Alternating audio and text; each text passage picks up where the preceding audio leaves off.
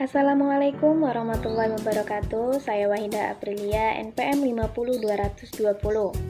Di sini saya akan menjelaskan kemampuan komunikasi secara efektif. Kemampuan adalah kecakapan atau potensi seseorang individu untuk menguasai keahlian dalam melakukan atau mengerjakan beragam tugas dalam suatu pekerjaan atau suatu penelitian atas tindakan seseorang.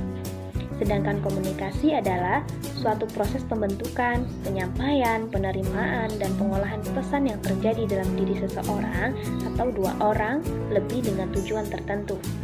Adapun aspek kemampuan komunikasi secara efektif. Komunikasi dilakukan oleh pihak yang memberitahukan atau komunikator kepada pihak penerima pesan atau komunikan.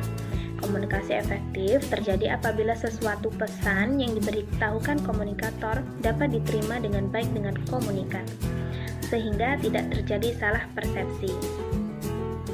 Kriteria kemampuan komunikasi secara efektif. Yang pertama, pemahaman. Pemahaman yang di sini dimaksud dengan penerima yang cermat atas kandungan rangsangan seperti yang dimaksudkan oleh pengirim pesan. Yang kedua, kesenangan. Tujuan mazhab analisis transaksional adalah sekedar berkomunikasi dengan orang lain untuk menimbulkan kesejahteraan bersama. Yang ketiga, mempengaruhi sikap. Dan yang keempat, memperbaiki hubungan. Bila hubungan manusia dibayang-bayangi oleh ketidakpercayaan, maka pesan yang disampaikan oleh komunikator yang paling kompeten pun bisa saja berubah makna. Yang kelima, tindakan. Untuk mendorong orang lain untuk melakukan tindakan yang sesuai dengan yang kita inginkan merupakan hasil yang paling sulit dicapai dalam komunikasi.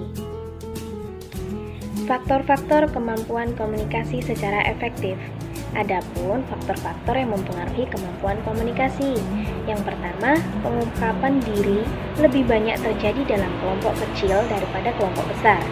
Yang kedua, perasaan menyukai akan mempengaruhi pembukaan diri seseorang. Yang ketiga, topik atau tema pembicaraan terhadap informasi.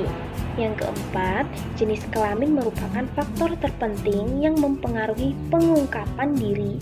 Pada umumnya, pria lebih kurang terbuka daripada wanita. Adapun strategi dalam meningkatkan kemampuan komunikasi secara efektif.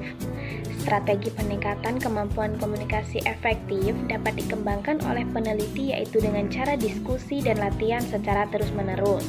Di samping itu, pemberian latihan juga harus disesuaikan dengan kondisi siswa setempat agar mendapat porsi yang seimbang.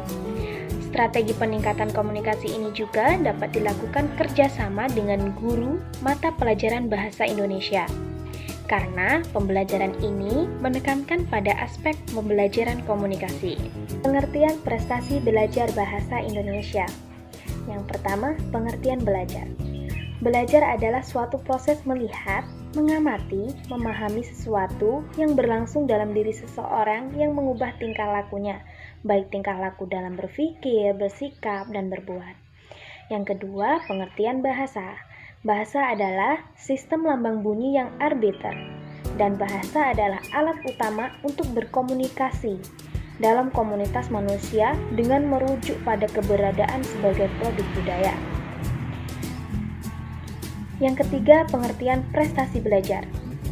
Prestasi belajar adalah hasil perubahan kemampuan yang dicapai dari suatu kegiatan belajar yang dapat diukur dengan alat atau tes. Peneliti mengajukan suatu hipotesis yaitu adanya hubungan antara kemampuan komunikasi efektif dengan prestasi belajar siswa kelas 5 SDN Segugur di Ponegoro, Kecamatan Karangkabur, Kabupaten Banjarnegara. Itu saja yang dapat saya sampaikan, kurang lebihnya saya mohon maaf. Saya akhiri. Wassalamualaikum warahmatullahi wabarakatuh.